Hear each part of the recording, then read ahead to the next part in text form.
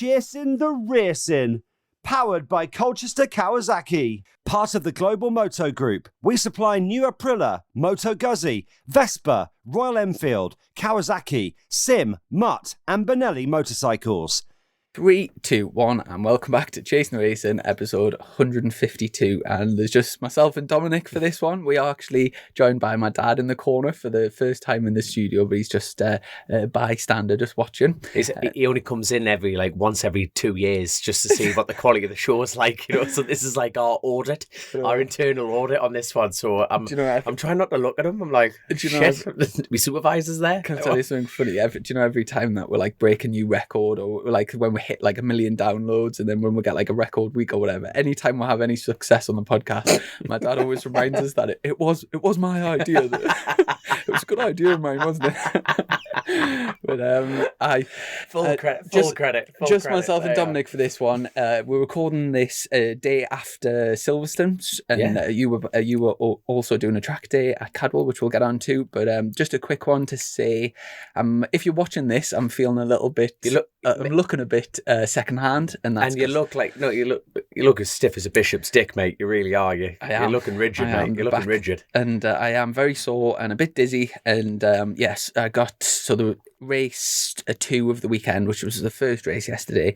I was involved in an accident where Tom Sykes had a high side coming out of Brooklands, and it was early on in the race, I think lap 3 or lap 4 or something, so everyone was quite close together.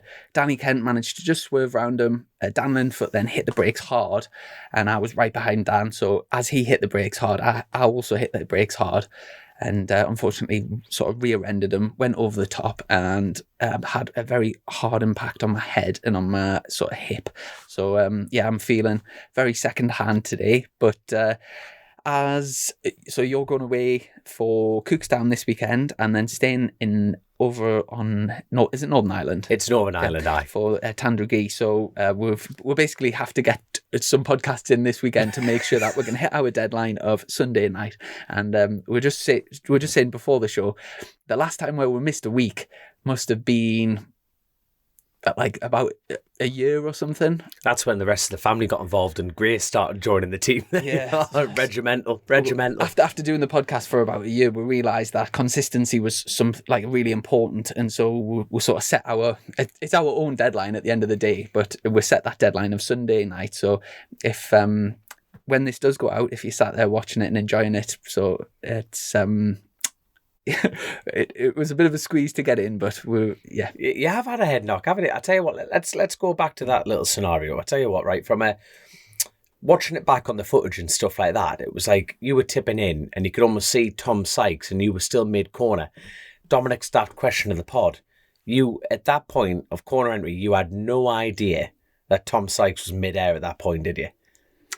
So can you remember? Yeah, as you come around Brooklands, like fully leant over, I remember sort of my initial thing was I seen Tom's sort of boot or whatever, and I knew there was a crash ahead. Right. So you kind of like knock off, and you kind of assess the situation, and then you're like trying to work out where the bikes are going and whatever.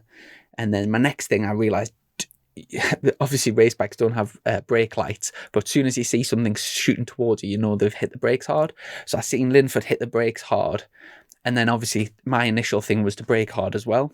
Now, as you brake hard on a motorcycle, the sort of physics in it keep the bike bolt upright. So if you brake 100%, you can't lean at the same time. Yeah. Now, when I'm watching it back, I'm kicking myself, because if I'd just carried on my normal line and went for the apex, I would have actually, because as the crash happened, it went off to the left. But the fact is, your first initial reaction when someone's on the ground is to brake hard, because you sort of want to make... You don't want to hurt someone. You want to make sure that they're okay, type of thing. So the fact that I sort of sat up and broke hard is kind of like when you watch it back, you sort of think, well, I probably could have avoided it, but at the time, you just follow your instincts, and that's how it happens. For our fantastic listeners, can you what gear are you in? Bearing in mind you're on a superbike, you've stepped up to the big boy class, so you're on a superbike. So what gear are you in this, and what? At a prediction of speed. We'll say in that prediction, you will know exactly what speed you're doing. No, it's very slow. It's so you come down that back straight and you go back. Hold on. Sorry for interrupting. slow's 20 mile an hour, son. You know what I mean? So let's. It won't be that far off, to be fair. So second gear, Really?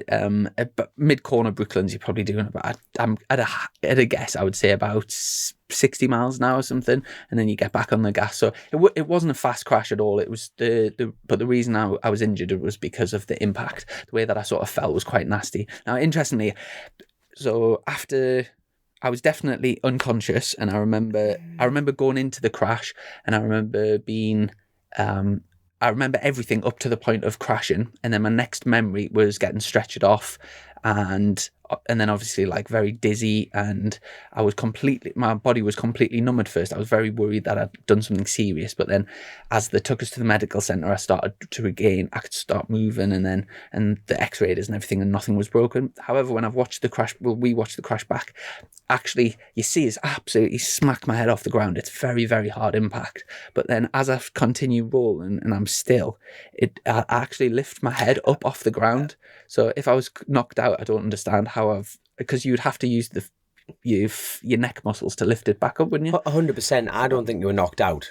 Now, don't get me Dr. wrong. Dom. I was about to say, I left my docker in the toilet of the downstairs loo in the Rouse household somewhere. Someone must have wiped their arse on it.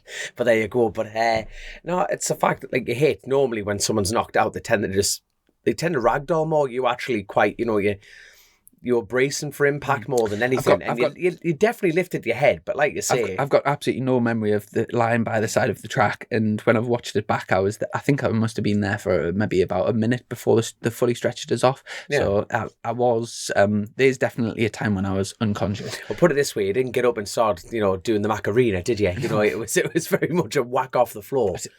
In all seriousness, I feel very lucky that with my injuries, to be fair, from that crash. I've actually I never thought I was going to get my bell out on the podcast, but here's the for anyone watching YouTube, this is me helmet, and I haven't actually showed all the female listeners will be logging in right now. I haven't actually showed you this, but this was where the impact was, and went very sort of soft in there, so you can see where it's done its job and taken the impact. I tell you what, though, unfortunately, son, you've done something. You've answered a lot of people's questions, because when people bring on a new product to the market, because like when we had Lee Johnson and Paul Jordan on, it's like, oh, you've both gone to like bell lids and stuff, and people need to see this stuff in action. And obviously, if you go and look on the internet there, get yourself logged into YouTube and type in Chrissy Rouse, and no doubt it'll how did you find it anyway? Was it on the highlight reel?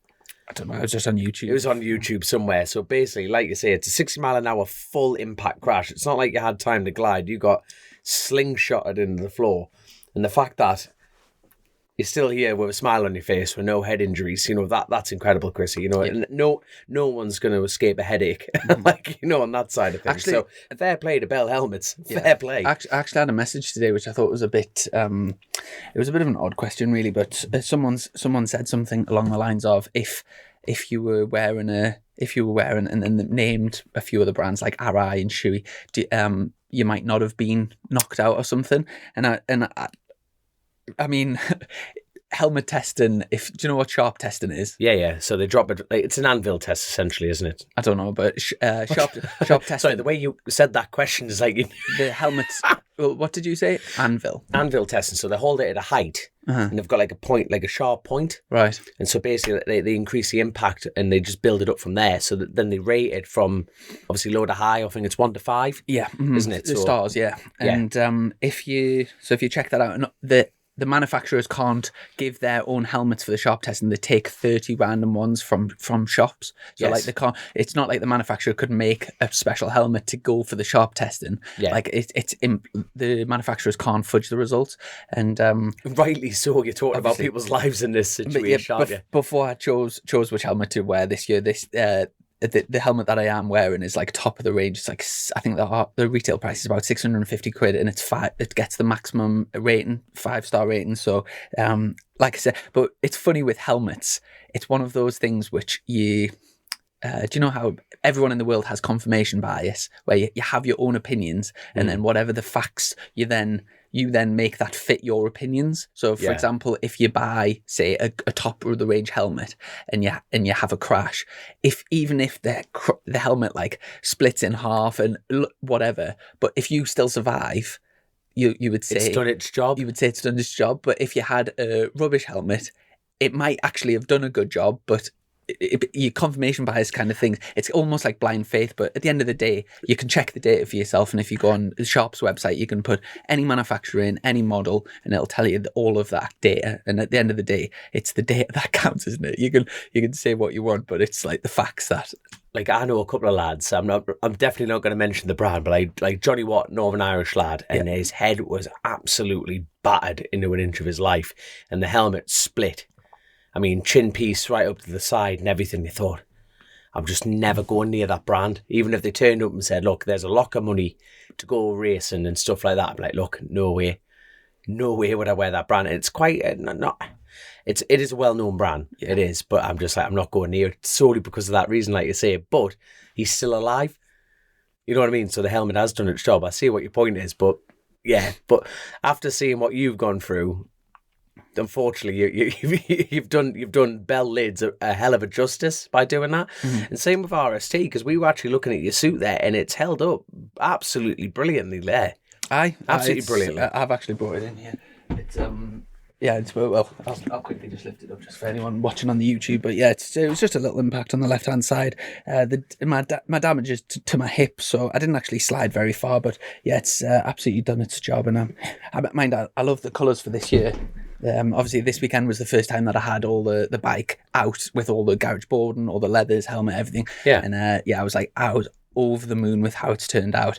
The colour of the bike was painted. It's like a sort of rich dark blue, but then it's also painted with silver, so it gives like a in the sunshine, it gives like a metallic blue with the bright orange. It looks absolutely amazing. So who's painted that then for the team? I should know this, and I'm going to get in trouble as well, because the team have sorted it. Gabriel sorted it, and I will find out the painter's name, and I'll give them a good plug on the next podcast. There you are. Promises. Yeah, they absolutely deserve it. But can't but chuffed to bits with that. But yeah, and not even just that. Like I think I saw on your social media that you were like up till like 3 a.m.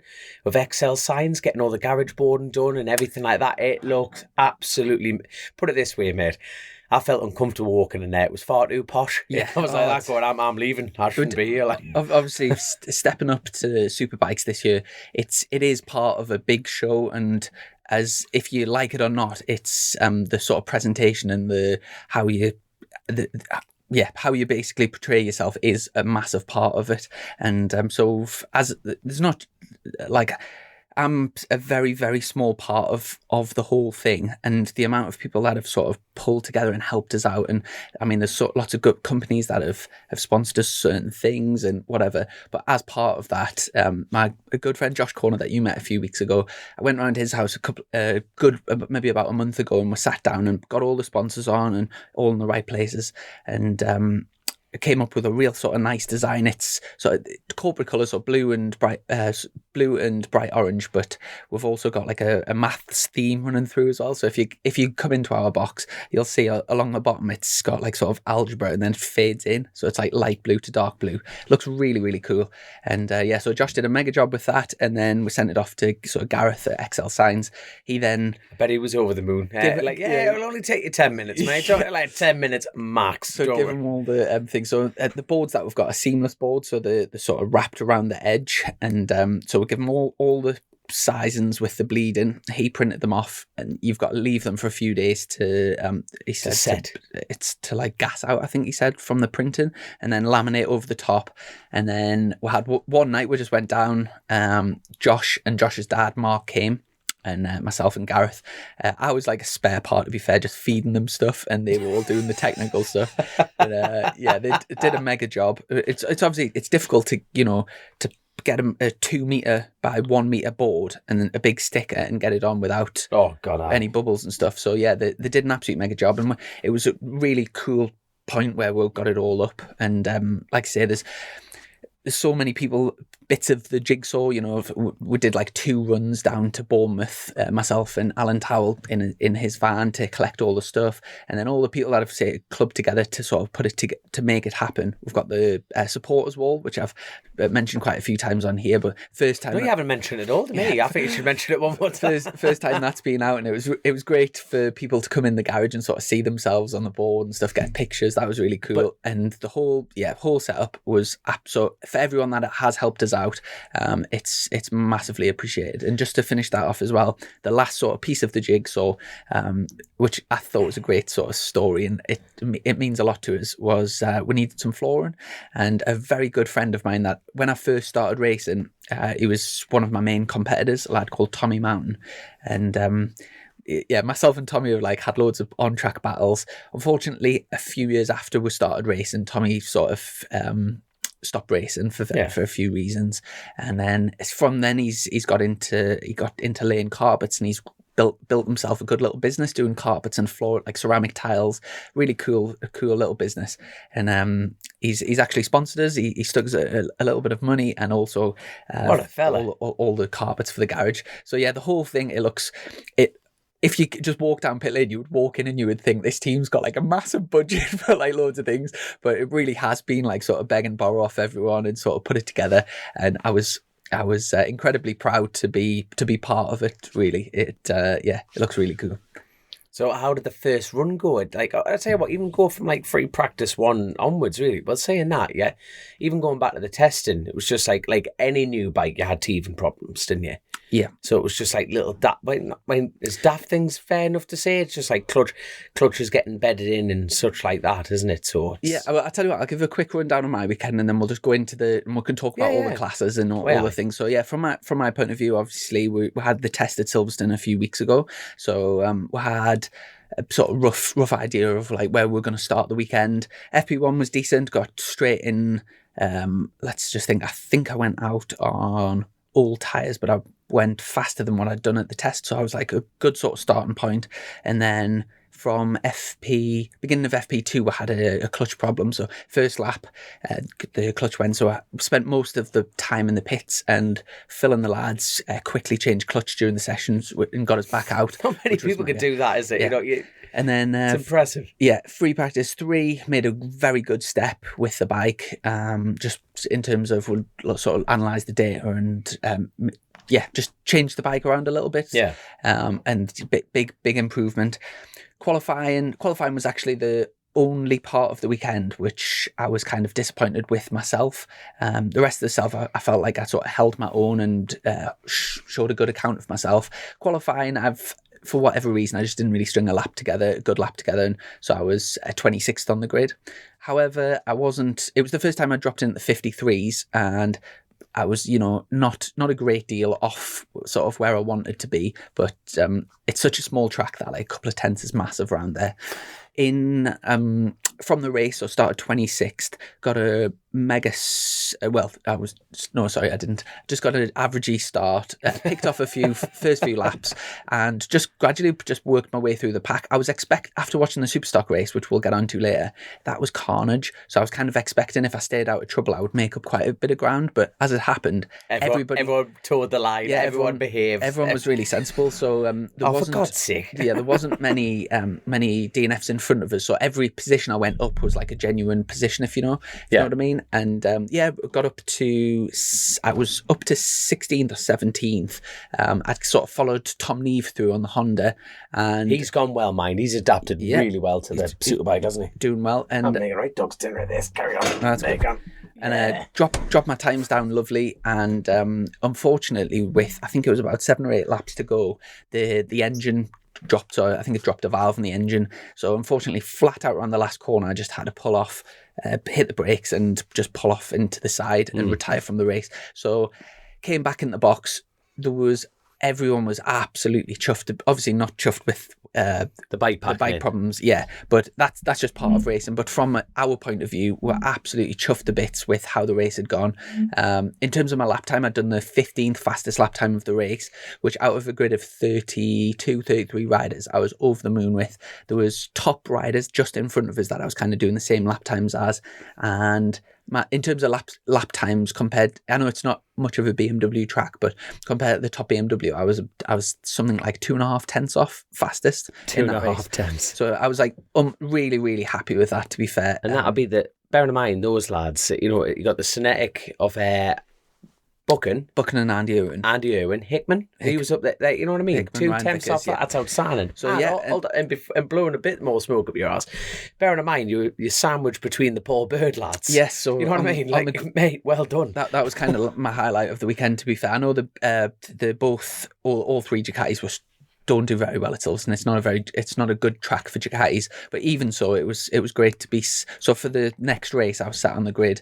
There was Haslam and Hickman in front, and Brooksy, and then Sykesy was behind. So to have Sykesy behind on my like first weekend, although I know he wasn't having a good weekend, even so, you know, twice World Superbike champion, he's been like a hero of mine growing up. When I first started watching BSB, he was riding for the Rizzler Suzuki team, and he was, I've always like grown up sort of watching him race. So to be on front, even just to be on the grid with him was cool, but to be in front of him on the grid was absolutely amazing. So, and to knock you off as well, you know.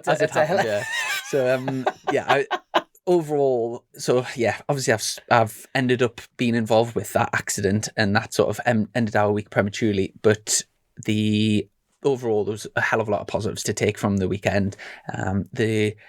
The team worked fantastic. Some of them are kind of, I've mentioned before, like we've had a few new recruits, but essentially it's a very similar sort of team to when we did in 2020. And it's such a fantastic atmosphere. My little sister came all weekend and was involved, and she just picked it up straight away. She just couldn't believe what a buzz there was in the garage. It was so good to have our sponsors in all weekend, looking after people, really like providing like a special experience for everyone. And even though we just seem to have like hurdle after hurdle, engine go, clutch go, this go, and we had loads of like hurdles to get over the weekend, but not there's no like egos in the team at all. There's no crosswords. Everyone's just working for a common purpose, and it's a really cool thing to be part of. And I feel incredibly lucky to be in the team to start with. And it was like, if you look on paper, DNF, DNS, it sounds like a disastrous weekend, but like I said, I'm chuffed to bits with it. Really happy. Good. I tell you what, though, it'd be good to get Gabriel and Crowe on, and like the rest of them, just because, to be honest, like walking in, totally agree with you. Everyone's there for the right reason, but you could feel the pressure of the situation, the fact of like the superbike element, not in a negative fashion, but it was just like, it was that total. There is a step up. You know, there's a step up. I mean, everyone can feel the same thing. You know, it's which is good. It's a huge step up, but like I felt like the team rose. There's lots of new things, like such as in Superstock you sometimes change a rear on the grid, but it's very rarely. Superbikes you change both wheels on the grid. So to turn up and you know, it's for a group of people that maybe haven't done that before, and they all just seem to just fall into place. And obviously we've got very everything's planned out, and everyone knows the positions, everyone knows has got their jobs to do for the weekend. And I was really proud of the group. And also I mentioned the engine went in the first race, but that meant obviously we had to change engines for the next day. So you know, it was a long night, but like I say, it was they're a very special group of people. So. And I know everyone's favourite podcaster, Piggy, would be he'd be gutted for you, but I bet he loved getting proper stuck in as well. I bet he had a big smile on his face secretly. Oh yeah, engines out, swapping this, swapping that. He wouldn't have his hand. But I tell you what, while we're still talking about performance and stuff like that, how gutted are you to be missing the test for Alton Park? Because obviously your head injury won't allow you to do, will it? Yeah, so I'm supposed to be, by the time this podcast goes out, it'll be in the past. But I was supposed to be out on Thursday at Alton Park. This time of the season's obviously critical. Like we've got very little experience on everything. So track time, especially at a circuit that we're going to race at a week and a half after, is like invaluable. So it is a massive blow to us as a team that I'm going to be missing that test. But at the end of the day, there's no kind of external, like I haven't got to finish in a certain position at Alton Park. I'm not. Oh yeah. At the end of the day, these first few rounds, they're very much like a learning thing anyway. So the fact if I'm it's sort of irrelevant. Obviously, I would benefit massively from doing the test, but in my own mind, I'll take that into consideration when I'm at Oulton Park racing, and it's not a massive deal. But yeah. I think you've done an absolutely outstanding job, Chrissy. I really do. I just think you showed progression, you showed the pace, but I think the most important thing you showed was your maturity as a professional rider. You know, the fact is you could have easily jumped in there going, right, I'm here to, you know, you could have just thrown everything at the wall. You could have bent the bike all by yourself and everything like that. And no, you did it absolutely brilliant. But like you say, on paper, if someone looked at the result sheets and yeah, he's bit off more than he can chew here. Like, but it total opposite. Total opposite. I mean, so fair play, mate. Over the weekend, I was just tiny sort of steps. Every time I went out, it was like baby steps. And every session I progressed with my times and not just found a little bit more, but without taking liberties, at no point did I feel like I was taking any risks. I was very, very much in my comfort zone. Just before I crashed, I was kind of thinking this is perfect. We'd changed engines, so I had like a different spec engine. So I was struggling a little bit for straight line speed, but across the lap, I was comfortable on the back of that group, and I was thinking this is perfect because I thought we would get a full 30 laps in race distance, get some invaluable experience. And as it happened, Takahashi, who I was ahead of in the first race and ahead of at that race, ended up getting the last point. So realistically, I think we would have been battling for that last point, which would have been for our first weekend would have been an incredible achievement. And in a funny sort of way, I sort of feel like that's where do you know what I mean? Like, realistically, that's where we would have been. So that's what I'm saying. I am chuffed with the weekend for that reason. But it's a hell of a long season ahead, and there's lots, like I said, motorbike racing. You know what it's like. It's just you never know what's around the corner. It's for every single race. If you go to the medical centre after every race, there's always somebody there that's either seriously hurt themselves, bike smashed up, bike problems. Like we'll go through it, but like.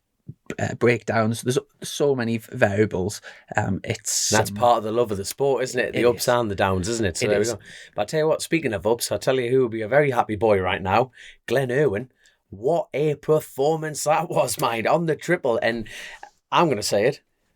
Not many people saw it happen, did they? And I thought, you know what, that like outstanding riding, you know, and especially after the off season that he's had. Glenn had a big crash in the off season and damaged himself quite a bit. So to come out first round, and you know, I correct us if I'm wrong, but I can't remember a Honda winning round there before. It's always been like a Suzuki track, Yamaha track. Bill Bass and McCams have always dominated there. OMG got the first race win there with Josh Elliott on the Suzuki. So yeah, for a Honda to come out, be on pole position with an absolutely stunning lap, 50, it was a 52.7, which is like unbelievable. It just happened as well. I remember watching that on the screen, and I tell you what, he knew it before he even crossed the line. He was jumping up and down on the seat because that was like obliterated the lap record. And like the race pace, like it was like Brad and Kyle kept swapping the lap record, didn't it? It was like 53.1, and then it kept swapping. Who actually got the lap record? Was it who pinched the lap record? I don't know who ended up getting the fastest lap, to be fair. I think the last race... was it one of the OMG lads? I think... Something like that. I don't know, actually. But, I mean, timing's like us incredibly close. I mentioned before, I was miles back and with a 53.7. You went miles and then you're talking That's about incredible, like... isn't it? I think Glenn won the last race. In fact, I'll check now. Glenn won the last race with like I think his best lap was like maybe a 53.3, something like that. I have got to ask you a question. You know, after we...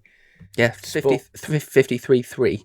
And then you're looking back and like somebody that finished, say, 13th, Leon Haslam, 53.5. So his best lap was 0.2 difference. But at the end of the race, there's like, 13 seconds difference. So a lot of it's consistency as well as just being able to do that one lap, looking after your tyre. There's so many variables. I tell you what, though, I've got one of my questions of the pod. One of my questions is, do you reckon the next round goes well, and then you've got Donington before the TT? Yeah. Say Glenn keeps this momentum going like he did, was it 2018 or 19? You know, when Glenn and Andrew were winning on the Hondas kind of thing. Yeah. Do you reckon Javier could pull Glenn's TT? Well, he could, but No. I know he could, but do you reckon he will or won't? No. No. Very adamant on a no. No, definitely not. There's a gap. I just don't think so. Because I remember Javier going, he was like as long as his British doesn't slip, you know what I mean, he could do the TT. It was that kind of element with the contract. It's just, it was, obviously there's nothing insinuating that that's going to happen at all. It was just a thought on the long drive home, and I'm thinking, my God, you know, if he's walking away with a championship like Jason O'Halloran did last year kind of thing, but that's where the showdown comes into play. And you're thinking, Glenn and everyone will know that the TT's always there for him. You know, he's a hell of a road racer, and the door will be open. And I think it's very important.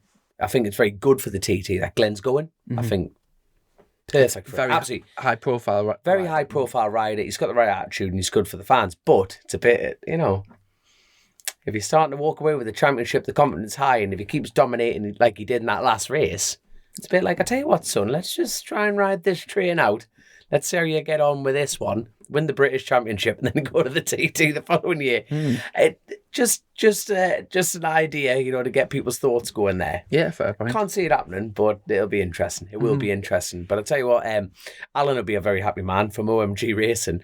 He's just purchased 2 Yamahas from last year's championship winners, and them 2 lads were flying. I know, it's absolutely flying. Do you know what? I remember when we were speaking to, I think when we interviewed, I think it was Steve Rogers, and he was saying how obviously Alan had bought the bikes, and then I think Steve sent all of his technicians over to like get them set up and stuff. And then I wonder now, like say after the first round, when Steve has got a thing for Yamaha, like he wants Yamahas to be he wants 4 Yamahas at the front. Oh, you can tell, yeah. But at the same time, you know, there's always that selfish thing of you want your own boys to do the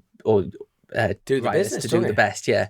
And in this case, you know, like he's both his got lads, two lads on Yamahas, and Kyle's second in the championship, Bradley Ray's 5th, and then his riders, who was dominating last year, is now 6th, and obviously Taz is out with an injury. But I wonder if there is this, you know, if it gets to the end of the season and let's just say that Kyle and Brad are both ahead of Taz and Jason, I wonder if there'll be like a little bit of being like sort of, I've kind of, you know, like, yeah, I know what you mean. Yeah, I know what you mean. Shot myself in the foot, sort of thing. Kind of thing. Yeah, I totally agree with that. But that's, I think that's a good thing about Steve, is when we interviewed him, he's always up for a fair fight, isn't he? You always tell that with his attitude. You know, it's I know exactly what you're getting at. It's a little bit like, no, if you found something that was like let's say you went to the TT and you found a line that was like, no, you'd not seen anyone else use a shortcut. Well, let's just say there's like a particular jump where everyone was rolling, but you found that you could do it at a certain point of the course and you could hold it flat out, and you were making like a couple of seconds on everyone there. The last thing you would do is just tell anybody. You know, you just wouldn't, would you? Nah. So it's Steve, well, McCam's almost had the golden formula last year for BSB. They absolutely dominated the championship. Taz took 11 race wins. Jason O'Halloran took 10 out of 33 races. That's a huge percentage for one team. And obviously you can't read into it from the first round, because let's face it, Jason could go out in a week's time at Oldham Park and look what he did last time. Do the triple. But let's just see how that one plans out. Because what was I going to say there? What's Taz looking like for fitness wise? I think he's getting the cast off this week. Yeah, at some point. It'll be interesting to see if he gets back on a bike. I don't think he's doing the test, or is he doing the test? I've got no idea, mate. I think he's going to try and get out on the bike. That's the last I heard, anyway. I think he's going to try and get out on the bike and just see how he feels, which is the right thing to do, innit? But my God, they don't hang about, do they? No. Like, injuries are like at that level, you're just like, in you get, plate you, piss you off you go. In terms of the championship, so Glenn's actually got a massive lead already, 29 points, which is incredible at this time. And it doesn't matter with a showdown, that's the upsetting thing, innit? It's mad, isn't it? And then Kyle Ryde in 2nd, Rory Skinner in 3rd, Andy Irwin 4th, Bradley Ray 5th, Jason Allen 6th, Lee Jackson 7th, Tommy Bridewell 8th, Danny Booker 9th, Pete Hickman 10th, Christian Eden 11th, Josh Brooks 12th, Tom Neve 13th, Dan Linford 14th, Ryan Vickers 15th, Tom Sykes 16th, Leon Haslam 17th, and Danny Kent 18th. That's the championship standings at the moment. Just a few quick notes. I think I did feel like there was and you can't extrapolate it from one round, but I did feel like it was a little bit of like a changing of the guards this weekend in terms of I was sort of expecting the likes of Haslam, Sykes, and The World Brooks Superbike lads, yeah. to be right at the front, and it did feel like there's like a wave of youngsters that have been sort of Total change of the guard. In that one round, that was a huge change of the guard. Couldn't agree more. Kind of learning the craft over the last few years, but the likes of, I know Kyle's been a class act for a long time and he's always good at Silverstone, but you know, Kyle up there, Rory Skinner up there, Andy Owen up there, Bradley Ray up there, and also, I think Rory Skinner had a fantastic ride.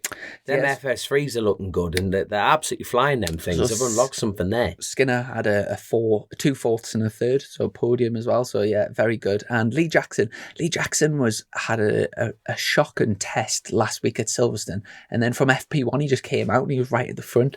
So I don't know what I don't know what's changed from last week till this week, but he was on it this weekend. He was right in the leading group all weekend. There was nothing between him and the leaders, to be fair. And so yeah, just whatever just changed. And then Ducatis always struggle at Silverstone. I think I was speaking to Wilf about it, and he said you can basically set the bike up for that corner or this corner. And he said if you set it up for that corner, it's rubbish there, and vice versa. Right. It's just something to do with Ducati. They've always been weak there. So the fact Bridewell got sort of 3 good finishes sort of bodes well from there, to be fair, and I'm sure he'll be very much on the pipe at Oulton Park next week. Aside from that, obviously Tom Neve, who was one of the rookies, a good strong route in the points, wasn't he? Yep, 3 points finishes. So he got 1 point in the first one, 2 points, and then 4 points. So fair play to him for that one. It's sort of perfect for where he is in terms of his career, stepping up to a superbike. Obviously the continuity with Honda, and to get 3 points finishes was bang on. Like I said, before my engine went in that first race, I was just on the back of him. There was Tom, Josh Owens, and myself, and ideally I was kind of, I know there's nothing I could do with like mechanicals and sort of getting caught when someone else has crashed, but ideally that's the sort of weekend that I was aiming for. Yes. Pace-wise, I don't think there was a great deal between us, but like you said, that's just the way the cookie crumbles sometimes. Also, I think in terms of disappointments, Ryan Vickers, not a particularly strong track for BMWs, to be fair, but he had 2 points, 3 points, and then he was out the points in the last race. From RAF Kawasaki to the FHO BMW. I wonder what the time lap difference is between whether it's Silverstone, it's marginal, isn't it? Yeah, I think he'll be disappointed with that. But in all fairness, he kind of wants to start the season just with like finishing races, learning the BMW, and he's better off. He's a hell of a lot better off finishing races, gaining experience, and working his way up. So I do think there'll be a lot more to come from Ryan Vickers.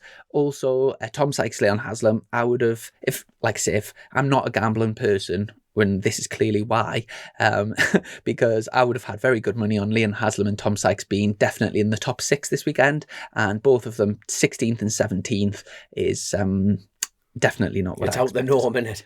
Yeah, obviously Leon did have a technical issue in the first race, but to be 15th and what's that for in 13th is definitely not what I expected. And Tom Sykes, one point finish for Tom Sykes, and not very good at all. Brooksy, same again. He was out the points in the last race, and he got 3 points in the first race, 5 points in the second race.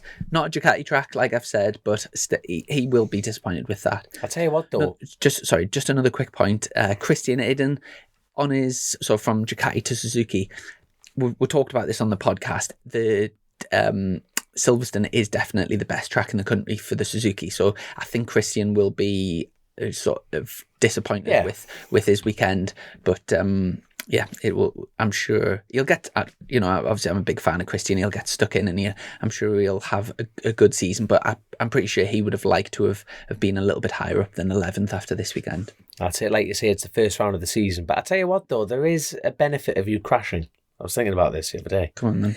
Well, you wouldn't be eating out of Paul Bird's hospitality if you beat both Tom and Josh, would you? I know. Well, he'd be kicking you clean out of there, mate. So thanks for mentioning that. But I would actually just like to say a big thanks to Paul, because he's we mentioned on the podcast ages ago the fact that we're looking to do our own hospitality this year and get our own setup. And I unfortunately, bet your mum and dad are over the moon, mind. They'll be like, oh, thank God, all that graft gone. After, I obviously spoke to the organisers about it, and basically the way it works in the lower paddocks, you take your own truck. It can be a small van or it can be a large, you can have an Arctic or whatever.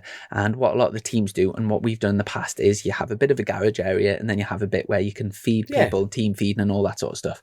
In Superbikes, obviously, you run out of a garage. So in order to have any sort of catering and hospitality, you then have to bring a secondary vehicle.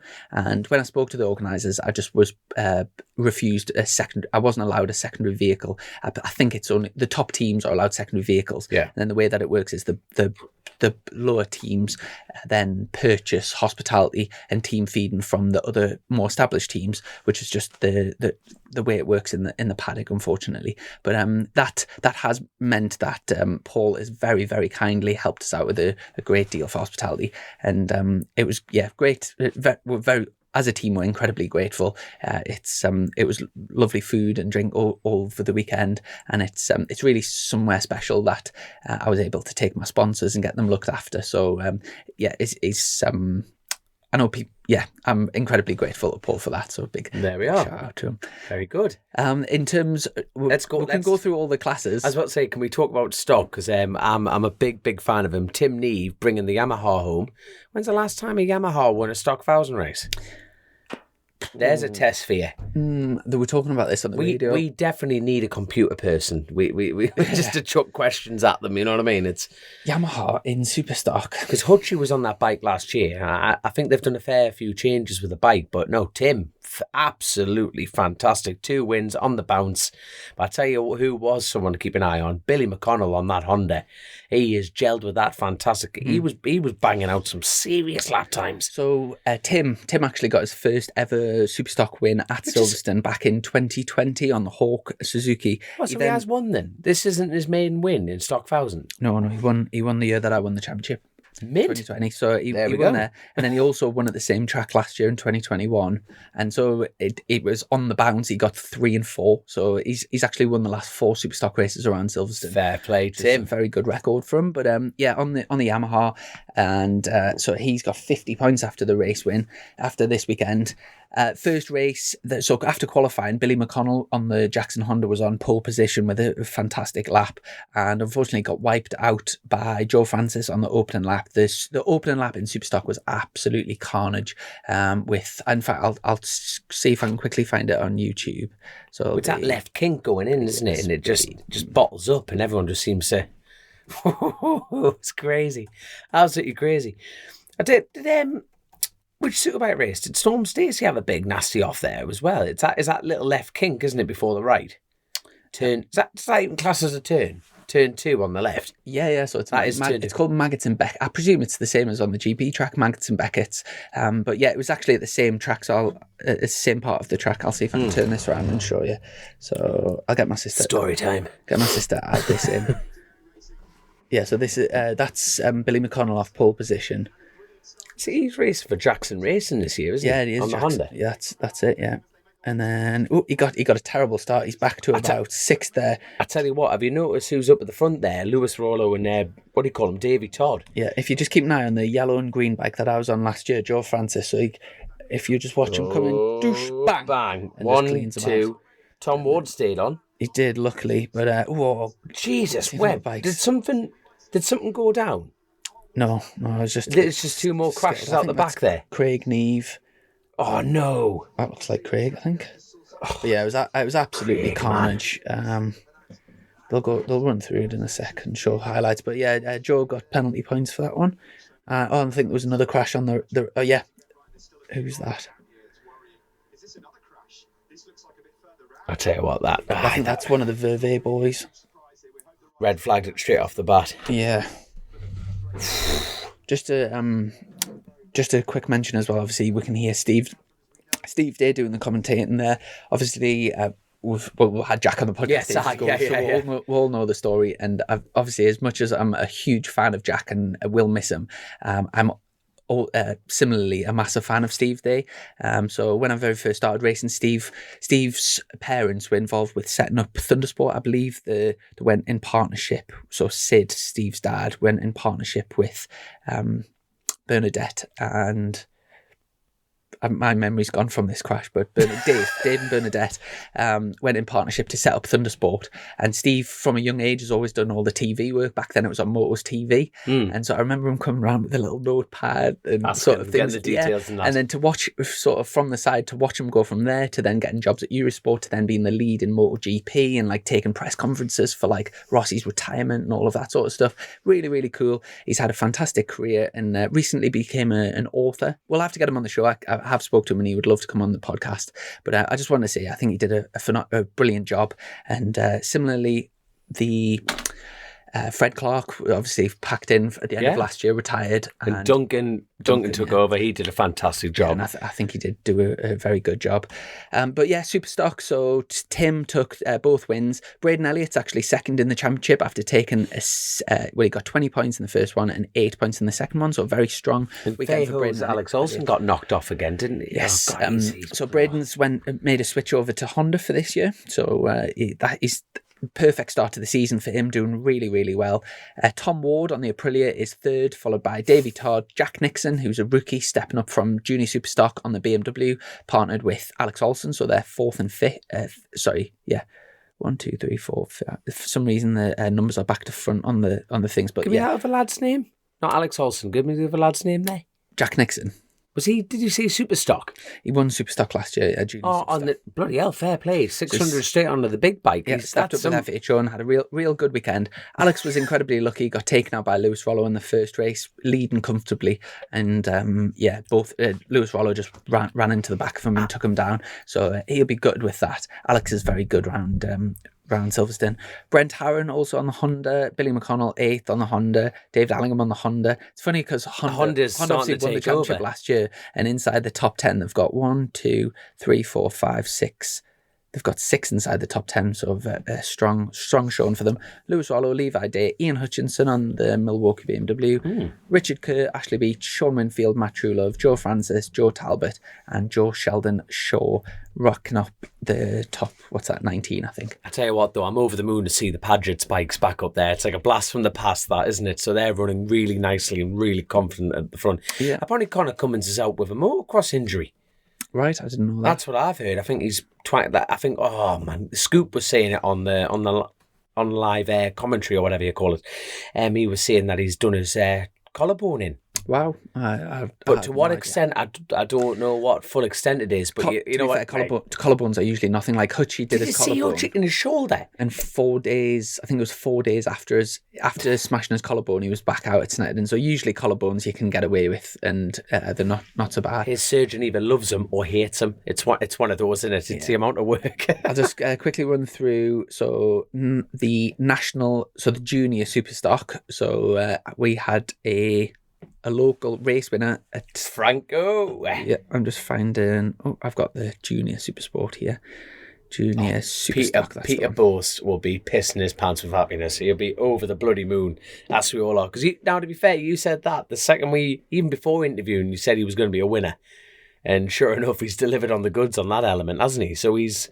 Like you say, for a lad who doesn't get a huge amount of track time, he really doesn't. The fact of being able to get there and win it. Well, obviously, we've had him on the show. He's a cracking lad, and such a strong showing last year. Few pole positions in the sort of inclement weather, and then he's really shown his class coming through. Won his first race by 3.68 seconds. So like that's dominating in around Silverstone. In like I was saying earlier. In Superbikes, the difference between first and 15 is like a couple of tenths. So to win a race by that sort of margin is massive.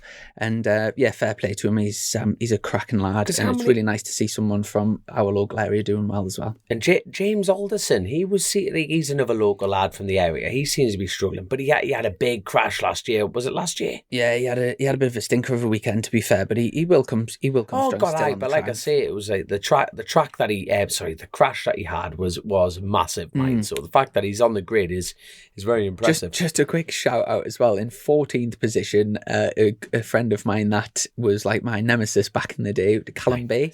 So Callum Bay, me and him battled out for the Super Team Championship in 2010, and after both stepping up to British 125s in 2011, he stopped racing, and then he's just coming back to racing. And it's funny because the last time I seen him, he was so small. He was at the time small man. Yeah, well, obviously at the time I think he was 12, and he was like absolutely tiny and like squeaky little voice. He was just a small child, like a tiny child, and a phenomenal talent. Like I said, I'd already had a year in Super Teens, and there was the likes of myself, Jake Dixon, the likes of Tommy Mountain, Jack Keane, like all really established good lads.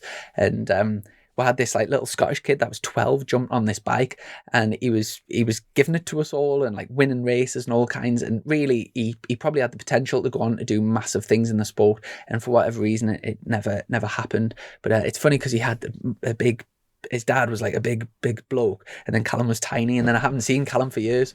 And I've seen him in the paddock. He's like 6 foot on, like he's like a proper bloke, and it's like weird. But yeah, he was 14th, so good to see him back out. And yeah, I think that sort of rounds off super stock. There'll probably be super stock riders listening to this thing. Go on, give me a shot. I know, that'll be the thing. Like, yeah. Like Chloe Jones, she's stepped up. She was in stock. How did she get on?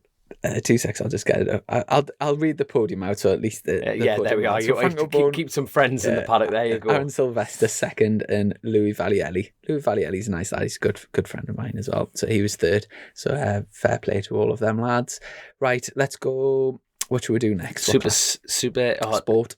You watched Super Sport, didn't you, this weekend? Oh no, not Super Sport. Give me the other one. You know, the 300 class. Junior Super Sport. Junior Super Sport. My God, Charlotte? Who was she on pole position? Yeah, so what a ride, mind. I believe that the women were taking it to the blokes this weekend, mind. They were right in the mix. So I think that's the first time that we've had a lady on pole position. Is that right? And she rides for Feiho. That's correct, isn't it? Yeah. Feiho Racing, yeah. So fair play to her. Fair play. So Junior Super Sport, grid for race 1. Let's see if I can find it. It's saying Kieran Kent's on pole. What was Charlotte on? I'm sure Charlotte does that class. Honda British Talent Cup, just try that one. Yet again, there'll be people screaming down at their radios and their headsets going, "Oh, you've got it bloody wrong again."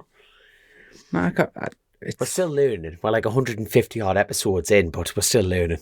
So grid is qualifying. Qualifying has Kieran Kent, Charlie Atkins, and James McManus. Charlotte's in that, but just 16th on the grid. What was Charlotte? There was a pole position. Second race. Here we go. There we go. Let's have a look. Our man on the laptop in the corner. So grid for race 2. Yeah, that's it. So she was 16th in qualifying, and then came through and did she was 103.825. So Charlotte Makazo. And I know her and her dad listen to the podcast, so a massive congratulations to Charlotte. It's in a sport is absolutely dominated by men to be pole position and giving it to all the lads is such a proud moment for her family, her whole team, and it's an incredible achievement. So made up for. Well done. What were you going to say? No, I'm just wondering what Feiho's handing out for pole position bonus. So should we? I'm not sure if they get a watch in. I think it's just Superbikes. They don't get a watch. Oh, for God, get a watch. So. Like Feiho buy her a watch. Hopefully, Feiho will hopefully buy her a watch. There you go. It'll be great. Right. But that is one hell of an achievement, really is. And then I'll just go championship points for that one. So Harry Cook's leading, Mickey Hardy and Kieran Kent, brother of Danny Kent, top 3. All right. Followed by James McManus, Charlie Atkins, and Jack Roach. So I didn't actually catch any of those races, but if you do want to watch them, if you go on YouTube and watch the highlights, or if you get the Eurosport package, if you are interested, you can go back and watch all of them races.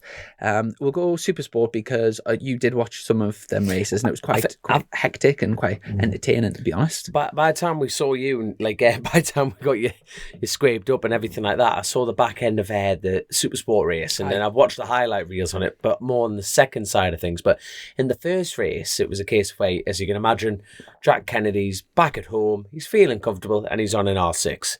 So where are you going to put your money? you're definitely going to put on Jack Kennedy, aren't you? But Bradley Peary, I think he had a mechanical. I think it was actually. I think was he leading at that point?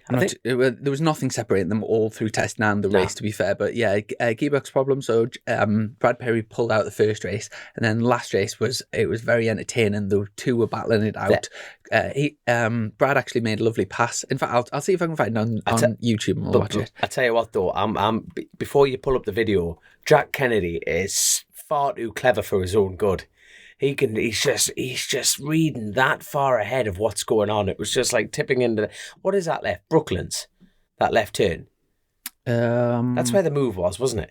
Brooklands, yeah, it is Brooklands. It was, yeah. It just went in, and he just Jack Kennedy must have just lined up and just gone, he's going to try and outbrake me. And Jack almost just went, you know what, I'm just going to leave it as late as I can. And it was almost like he knew he was going to miss the turn. And then Brad just came in and went, bollocks. He just came in, hit the brakes and tried to make it. Now, to be fair to Brad, he tried to make the turn. Unfortunately, it didn't work. But out of everyone in that championship, the only one at the moment who's taken it to him is Bradley Peary, isn't it? Jack followed him. Jack did follow him home, to be fair, and kept him on his toes. That's what I mean. It's like, no, with the fight of it. Now, the best you know who I think is going to win the championship in Supersport? I genuinely believe this, Lee Johnson. Do you? I genuinely believe it is, because Lee has got the lap times, but Lee is he's so consistent as a rider, isn't he? To be fair, if he follows them home and they start taking each other out and having problems, he could easily clean. He could end up taking the overall win. To be fair, that's what I mean. Yeah, Jack's currently on 50 points, big lead, and then Lee took home 2 seconds, and Harry Truelove 2/3. So it was actually a complete repetition of the podium in both of the opening races. Yeah, so fair play to them. I'm just having a quick look around. I would like to give a special shout out to Max Ingham, who after his first year, I've mentioned him on the podcast before, and after his first year on tarmac, he stepped up and did a couple of Superstock races last year, but very, very inexperienced. He was under the coaching of Steve Brogan. So he came from motocross and incredibly inexperienced. Like, I remember seeing him at where was it, Anglesey last year? Do you know when you were racing? Yeah. And like he'd for like hardly any tarmac experience, and after 1 year of tarmac riding, he's then stepped up into British Supersport, and he's currently 8th position. So he's ahead of Rhys Irwin, Philip Wakefield, Damon Rees, Cale Irwin, top riders. So hats off. I didn't actually catch any of the racing itself, but I've just seen that in the results, and I'm well impressed with that. So Brogy was very happy. Yeah. Brogy's taking full credit. Yeah, and I'm not just saying that because he's allowing us to stay at his house for the 2 weeks of the TT. I'm just kidding. He is actually. Oh, there we are. No wonder you're getting over there. I'm well impressed with that. That is. Hold on, wait a minute. I'm roughing it in the back of my van for 2 weeks, and you're coming to stay in a house. I am taking. Fair play, mate. I've just managed to get the trailer over there as well, so I will have this hopefully. Does that mean I'm working? Sat up in the paddock? Well, you don't have to, but. If we've got any rained off days and you fancy doing a podcast, I'll bring all the kit across just in case. It never ever rains in the Isle of Man, Chrissy. Ever. Ever so. There you are. Paul Jordan. Yeah, had 2 points finishes. Right. So fair play. 2/13. So good little warm up ready for the roads kicking off. Ideal. Just a quick shout out. Obviously the Supersport class also run the GP2 class alongside it, and I did see that. 2 seconds. I'll just let the results load up. Where we're at here. Harry Rowlands, pretty sure it was his first ever podium. So in the first race, he got a 3rd. Harry Claridge got 2 seconds. We've got Cameron Fraser got 1 win, and Jack Scott got the race win. So there we go. Fair play to them. I tell you what, though, I tell you who's finding his feet really well on that stock 1000, Charlie Nesbitt, who won the GP2 class last year. Yeah, he had a bit of a stinker of a weekend, to be fair. Did you? He's put the times in. He's getting stuck in. Yes, he had a few crashes and stuff like that, but I know you've got to stay on the thing, but in the same breath, he's definitely put the performance down. He's flying in qualifying. Absolutely flying, the lad was. He was 6th on the grid. He was 4 tenths is a lot, to be fair, but yeah, he was 6th on the grid, right in the mix, but I think, did he crash out of both races? I think he did. I'll just check championship points. I'm pretty sure he's But I'm quite biased towards him now because I think he's just absolutely mint crack after spending the week with at the flat track. Yeah, he had a hell of a lot of potential going into the race weekend because in testing and stuff, he was topping time sheets and things, and he will get results this year. He's a fantastic talent. He's on a really good bike, good team, so it will come good for him. But he might have been taken out. There was lots of crashes and lots of people getting taken out, so he might have just been very unlucky this weekend, but he is a quality rider. Just quickly, if we may as well go over all the results now we've started. So just quickly, the points in the Honda British Talent Cup, top 3 riders: Harrison Crosby, Keanu Vija, I believe you would pronounce that, and Johnny Garnes. So they were the top 3 after the first round. And I'll just give a quick shout out because I've agreed. So I don't actually know the lad yet, but I've been asked to go to a fundraiser for Harley McCabe, and I have it on good authority that he's a lovely lad, and he's having. By the time this podcast goes out, it'll be in the past. But yeah, it's going to a fundraiser on Friday for him, hosted by Larry Carter. And that pretty much covers all of the classes. I think we've been through them all. Ducati Cup. We'll just quickly go championship points, Ducati Cup. You're determined not to miss anyone on this episode, Chrissy. Good lad. David Shoebridge won both races, and followed by Tom Tunstall and Matthew Jones. Didn't actually know Tom Tunstall. Tom Tunstall must be one of the longest standing riders in the whole paddock. He's done everything. He's always turns up with his own setup, and he's doing the Ducati Cup this year. 2 podiums for him, so he'll be over the moon with that one. I don't know the age of Tom, but he must be. He probably hates for predicting his age, so I won't. But he's been in the paddock he's been in the paddock a long time anyway, and it's great to see him out there doing his bit. Now, covered all my stuff. We covered all BSB stuff. Since the last podcast, we'd already talked about you racing a Croft, but since then, you've taken delivery of your new big bike for this season, and it's very exciting times. You got a spin out. So last weekend up at, is it East Fortune? You out? Well, actually, I was at Darley Moor for one day. I was on the classic bike, and then I remember sitting. Who did we have? Hudson Kennett, didn't we?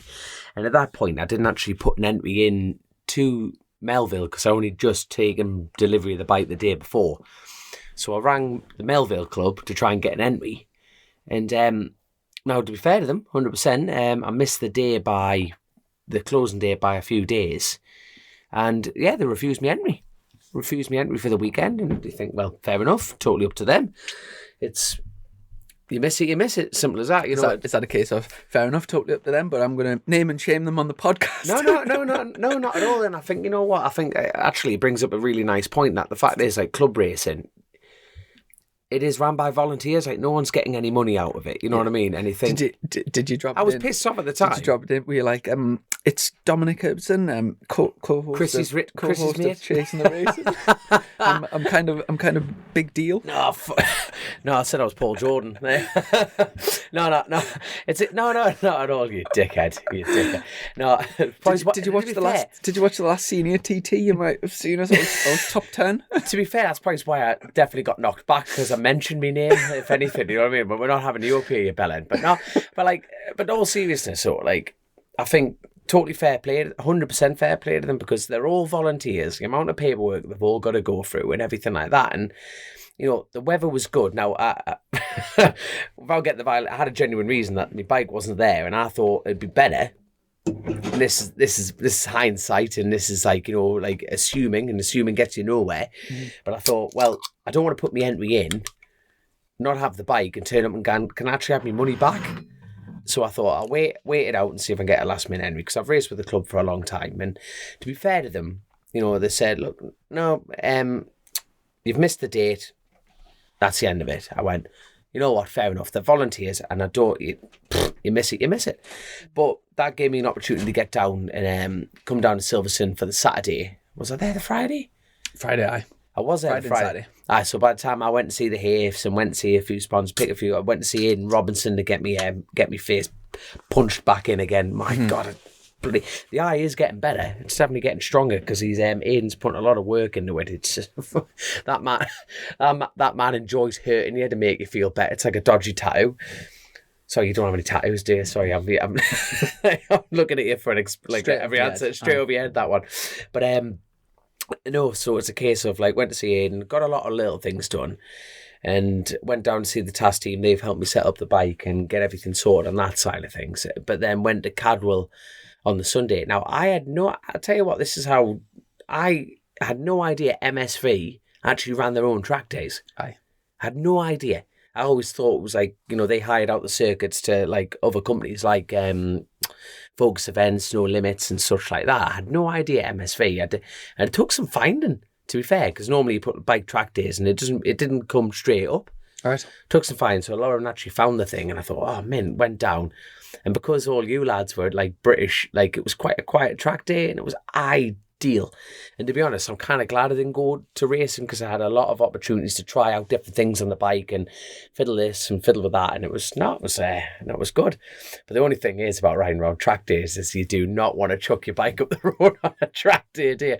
And I think it's definitely come apparent. I've always had that little bit of fear, because if I crash my bike, I can't afford to fix it. But it's a little bit more of overwhelming after just getting this one. It's like, I am skinned. I am flat skinned.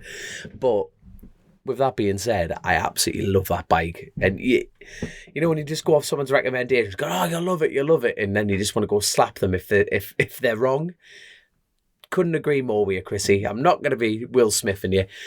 You're 100% right. That BMW is an absolute dream to ride. Is an absolute dream. So I got out on that.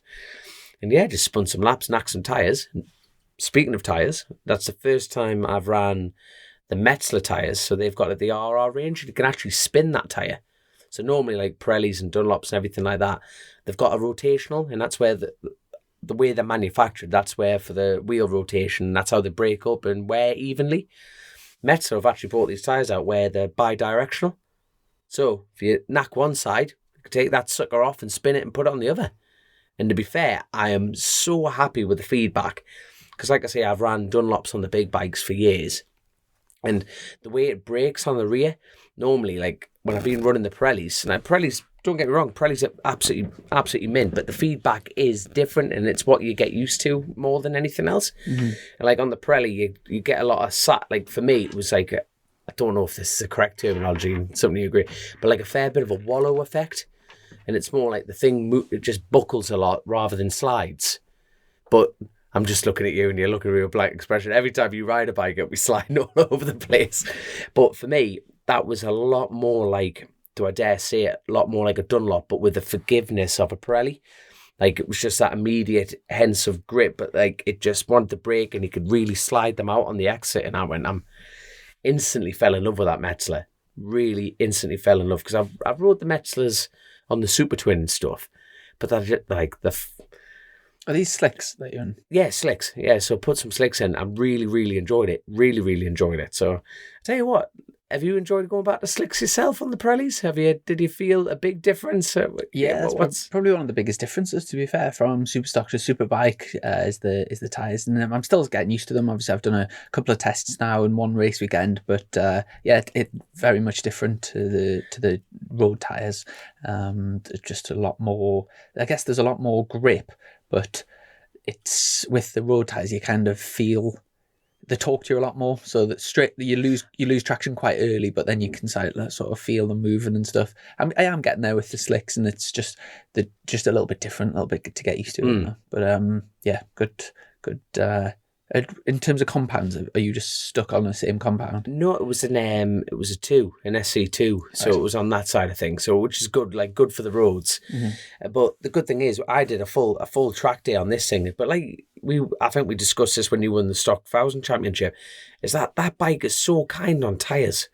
It doesn't wreck them out. I would go do another track day on those things, and I think we got like 6 sessions, like 20-minute sessions, and I'm over the moon because. Yeah, even obviously with the way I try to chop my own face off and stuff, I was a little bit worried, but no, it's come back and it's nice and strong. Yeah, I wish I was getting 6 sessions. That was tyres for me this year was like my biggest, like the single consumable expense. And there is a difference, mind. You're going a fair bit quicker than me, son. You know what I mean? For your BSB allocation, so no wets. Obviously, you do need to buy wets a lot of the rounds in the UK, but you don't put tyre stickers on for wets. What do you think your tyre allocation is for a race weekend? How many sets? 6. 8 sets, and then if you get using all 8 sets. If you get through to Q2, you use another set as well. So and if you think, I think they come to something like 350 quid a set. It's like it's big money every weekend, like just on tyres. Jesus wept. And obviously, like to compete at that level, you can't not do it as well. It's just one of them things. Oh my god! So yeah, it's a massive expense, huge expense. But yeah, so happy with your bike. What's your plans now? Where are you next out? We've already said, but I'm just asking you so you can talk about it. Yeah, cheers, mate. Hook, line, sinker there. So no, the next plan from here is Cookstown. Aye. So, well, hold on. What day are we on now? Monday. Aye. So we're both at North Hallerton, North Yorkshire Club tomorrow. Aye. So Pete Hickman's hosting that one, isn't he? Aye. So that'll be a little bit of a... I think Larry's taking it, I think, but Hickman's coming. Aye, sorry. There you go. So, and then from there, Wednesday night, getting on the ferry, getting myself over to Ireland, doing a day's work. I've actually got some work over there, so it's like it keeps me busy, keeps the tyre fun topped up, which is ideal. And then going from there to Cookstown, and I'm doing Cookstown on Fran Counton's 600 Super Twin.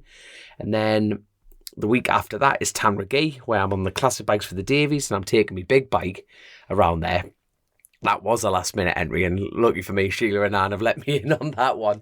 So I've handed me money over for that. Oh, shite. Haven't got my start permission yet.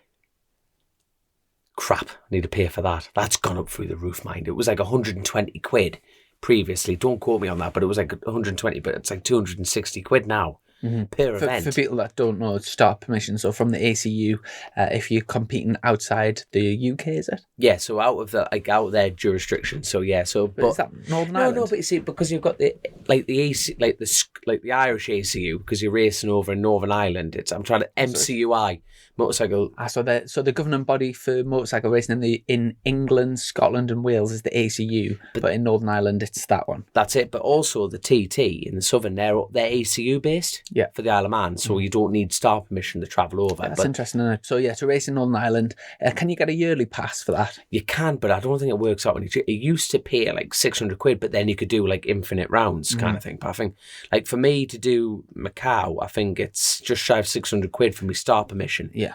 But you know what that money's essentially for, don't you? Like, so it's for the insurance for if you end up in a box to get exactly home. That's it. So pretty much it's the money to transport your body. That's what it is. So really, it's a bit like, doesn't bother me, does it? You know what I mean? So I don't really want to pay the money. It's not my problem. I'm dead. You know. But it's no, I've got to hand over that one, get that all sorted, ready for the next one, and then. There's a lot of hidden cost in racing that people just don't know about, is there? That's clearly one of them. Well, the van alone is like 520 quid to get over. Then the entry fee's just shy of 3, and then you've got the 250 quid for the start permission and 260 quid for the start permission.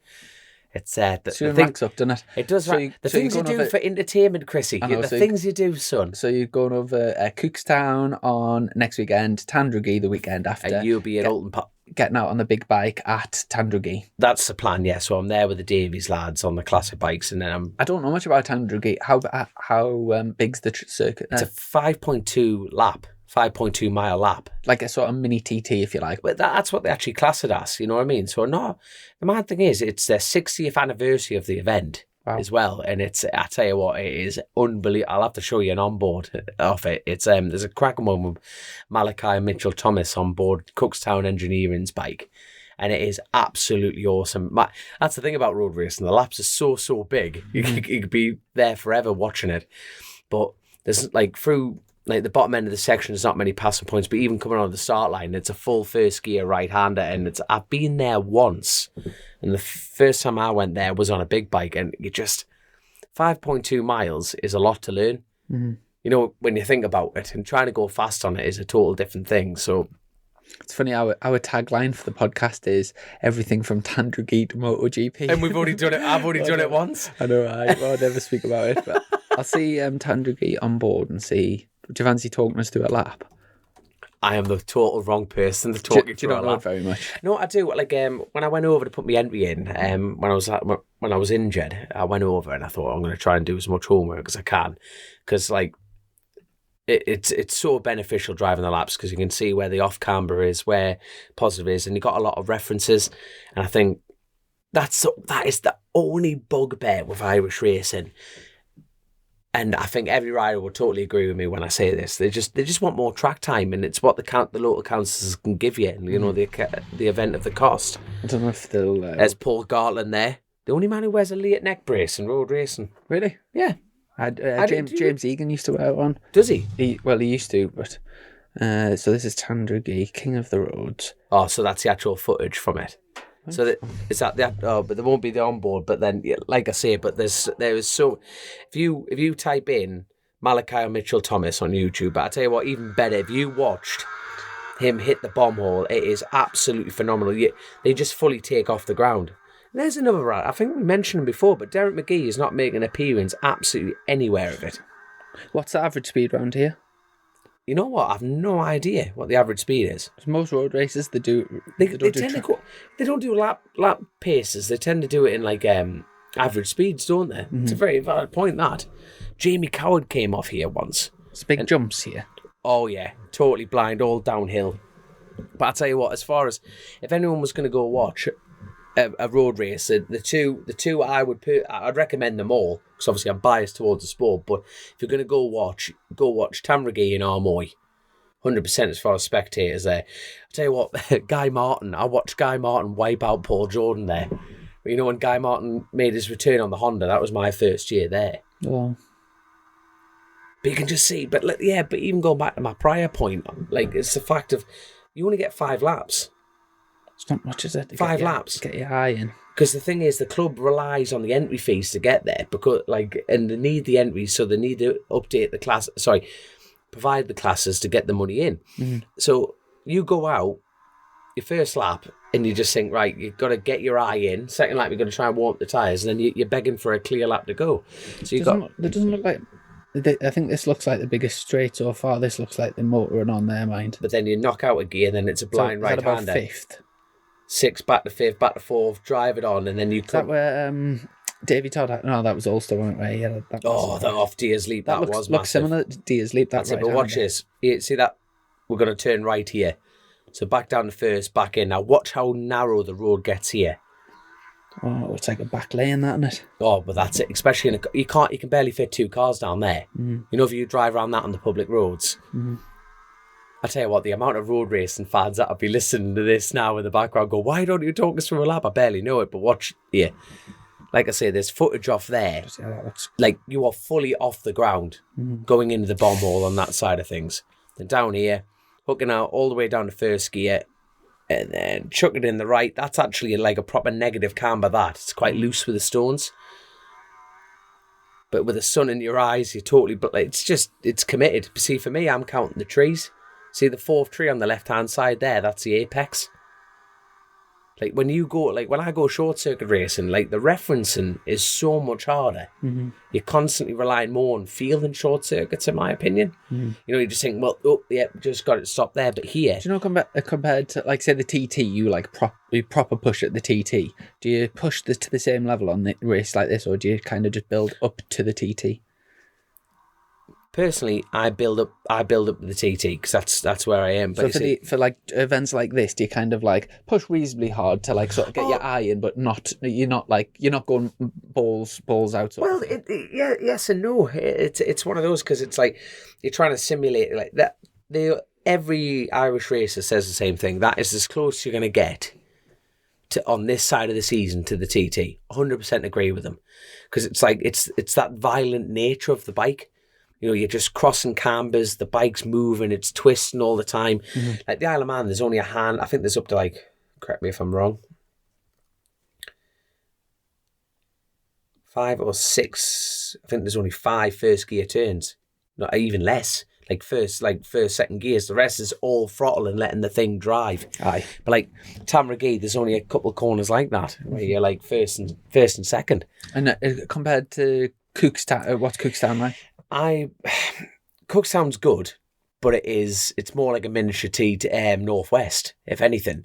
Solely because it is just flat out down the straight. You stop and you turn your fire, like you're going up around like McAdoo's farm at the back, and it's just as narrow as that. Right. And on the Cookstown, is that where you're doing the classic and? No, so I'm at Tamragee. I'm on the classic bikes and the big bike. Right. Solely because but I'm just on Fran's 600 and Super Twin at Cookstown, right. Solely because two bikes, and I think a 600 around there is more than adequate. I wouldn't win a big bike race on a 600. Yeah, no, there's no way on God's green earth would I. You need the power down the straights, but I'm trying to do that dangerous thing of trying to keep everyone happy, which is impossible. Yeah, and I'm very, very, very, very, very, very, very, very lucky that I'm riding for multiple teams. So I'm riding for Fran, I'm riding for Davies on the classics, and then obviously I've got my own big bike with my own team and everything like that. Do you know for the big bike, say your own team at the TT, have you got all your sort of sponsorship space sorted for that, and like your colour schemes and leathers and all that sorted? We've got a colour scheme. The Motor Direct team have got me some levers together, which is fantastic. I've got some absolutely awesome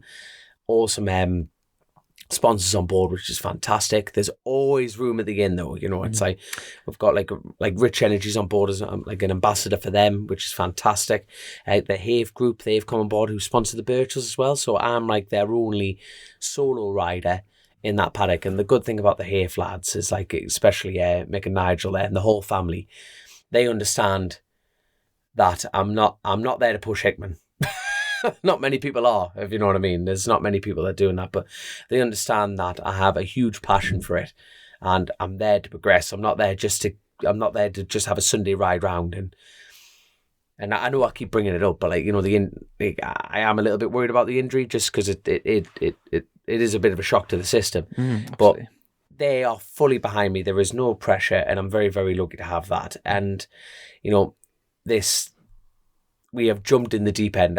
Minor compared to what you're doing, Chrissy, with you and the family compared to Superbikes. But I'm still very much in the debt pools of debt right now. So if there's anyone out there who wants to come on board, please get in touch. It's quite a sort of a deep conversation for the podcast. But I was thinking the other day about do you know when people say, like, why do you? Someone might have asked us this, which might have like inspired the thought, but like, why are you doing what you're doing? And if I said, like, why are you like taking the risk, like you've just said, getting yourself in debt, going over to do an incredibly dangerous race or racing all year, it's not for like a financial reward. It's the chance of you, like, say, going over to the TT and say winning the senior is very slim. So somebody's asking, I'm like interviewing you now, why are you doing what you do? Because I love it. Absolutely. Like, that's the thing. Life's too short.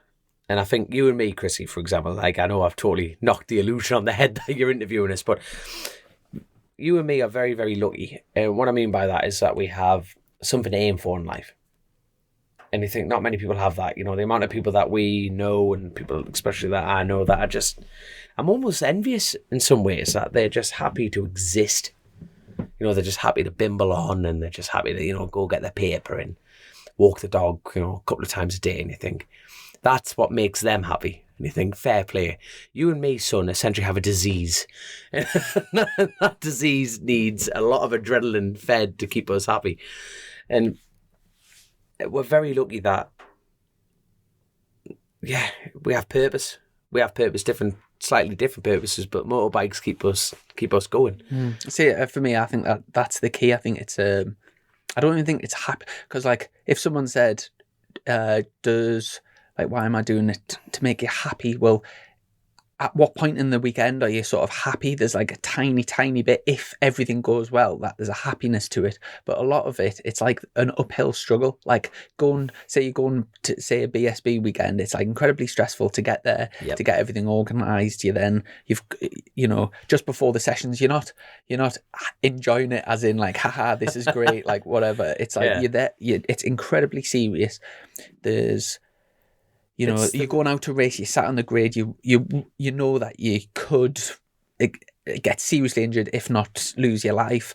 It's not fun as in like, haha, this is like, but there's something like incredibly deep and meaningful about finding something that gives you purpose and then like going for it. And it's like almost like that uphill battle of stride. And even like realistically, the chance of me turning up at Alton Park in a week and a half's time or whatever and winning is incredibly small, but that doesn't mean it's not worth going, because I'm working towards a goal. And the fact that it's almost impossible, and same for you, there's like something, I really feel like a great sense of purpose and fulfillment from chasing something. And the fact it's almost irrelevant, the fact that like how hard it is and the chance of actually getting to the top of the mountain, if you like. And it's really, I love all the psychology side of things. And like, it's when people do actually get to the top of the mountain, sometimes it's like the biggest anticlimax ever. I know Tyson Fury's obviously spoke about it. He spent his whole life sort of with the goal of beating Klitschko for the World Championship. And when he actually achieved that, there was a great emptiness in his life, and he almost lost his life after that because there was nothing there. And lots of people will be listening to this and like have maybe a sense of emptiness but I do believe that there's out there, there's a purpose for everybody, and some people might not have found their own purpose. Like I said, repeating what you've said, I feel incredibly lucky that we found what gives us purpose and we're working towards it, where lots of people haven't yet, but there is something out there for everyone that sort of takes that thing. It's same for lots of, do you know, when I think people spend their whole lives, like say, working, whatever it is, either if they've got their own business or working in any job, and they're kind of dreaming of retirement. But for lots of people, when they retire, the first 2 weeks is great, and then they suddenly get a big shock that there's like a big hole in their life, like an emptiness. Lots of people can sort of fill it in with grandkids or maybe like doing charity work, whatever, or something. But it's so important to have something to work towards, like, absolutely. But yeah, like I said, it's very deep, isn't it? It's gone pretty heavy there. It's gone pretty heavy. It's mental. No, it is mental. But I tell you what, for me in particular, that's probably why I push so hard at the TT, because it's so easy to base yourself on everyone, but around the Isle of Man, because there is so much risk, that self-reward is massive. You know, it's about just that little bit more of a push, and it's just, it's mint. You know, you just want to get that little bit more progression, and you don't. I find myself, I don't. You know, practice week you do. You have that short circuit mentality. You know, you look at everyone else and go, oh, they're doing this, they're doing that, and there's that competitive edge. You know, you're like, oh, they're shit, and you get wound up. But then when you pull in, like out after the races, you don't like, oh, where did I finish? You don't. I speaking on my barb, I don't care. I just want to look at the sheet and go, did I improve? And that's where my high comes from in racing. It's not like where I finish in the race. It's just about that. Why put all the struggle and the effort in without seeing progression? There's no way on God's green earth I wouldn't try as hard as I am, and if I was going backwards. Mm-hmm. That happens, don't get me wrong, in that in sport, but the thing with racing, it's that roller coaster. I was going to say, the thing with racing is it's not linear, and you can't judge progression. It's the same with, like, say, our podcast downloads. The trend is upwards if you look at it at the macro from the level. Bottom to the top. But if you look at a particular week, some weeks will have speed. Like this week now will be down, like really down. Exactly. But and same for the TT. If you look at like a 15-year career or whatever, it won't, like, if you sort of make progress and then like plateau, make a little bit and then up, as long as the general trend's going up. And that's kind of why I think there's I know you mention all the time about like sort of putting a particular figure on or your progress or whatever, but it's as long as you're going and you're learning something and things, it's there's no there's no, like, you don't have to do anything. Like, that's across a walk of life in general. But it's like that's probably why I've got such an attraction element. You get one crack at it a year. Mm-hmm. You know, if I went to Cadwell, I could chase Cadwell every week. I could go book MSV, I could book No Limits, I could book any event and go around that bit of tarmac as much as I could physically afford. Mm-hmm. The Alaman TT on a big bike, they shut it down once a year for you. Once a year. And that is a proper buzz. The fact you're sitting on the grid going, oh, you've got to go. I don't know if like a magic genie came to you and said, you can choose. You can either be happy or successful, but it's one or the other. Which one would you go for? Happy. So happy without success. Like you can't. There's a paradox in that in itself, because to define success. But we've just been speaking about some people are like happy with. I'd be happy with a faster lap time. So there you are. But that's not successful. You see, that's the argument. That's what I'm saying. Like, would you be happy and unsuccessful, or successful and not? Let's, instead of saying happy, let's say satisfied. So would you prefer to be satisfied but unsuccessful, or successful but unsatisfied? I speaking on me, mm-hmm. I am fully aware that, quote unquote, I'm going to be unsuccessful in the eyes of the bigger picture of motorcycle racing. You know what I mean? I'm not going to be world champ, or I'm not going to be the next Hickman. I'm not. You know what I mean? It's like you look at the paradox around that.